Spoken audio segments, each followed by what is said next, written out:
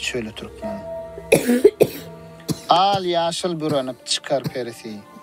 Küköyüp bar kuror anvarın iyisi.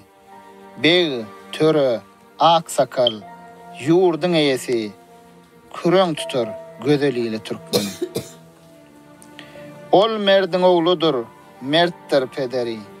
Gör oğlu kardeşi, serhoştur seri. Dağda düzde kovsa, sayyatlar diri. Ala bilmez, yol varsa oğlu Türkmen. Köngüller, yürekler bir olup başlar.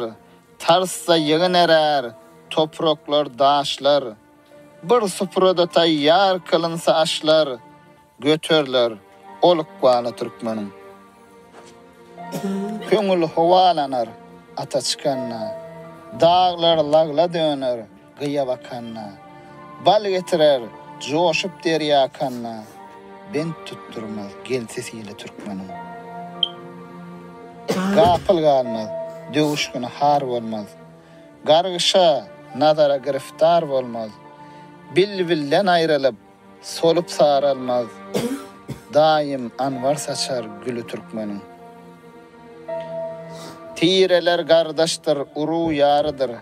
Akvallar ters gelmez, hakkın nurudur. Mertler ata çıksa, söveş sarıdır. Yol üstüne yörer, yolu Türkmenin.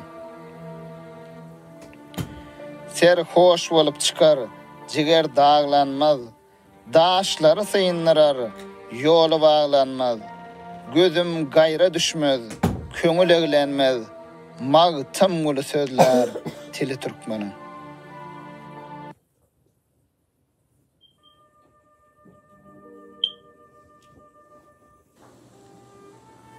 Будущее Туркмении. Овеяно ширь от хазарских забей, до глади Джейхуна ветрами Туркмении. Блаженство очей моих, роза полей, поток, порожденный горами Туркмении.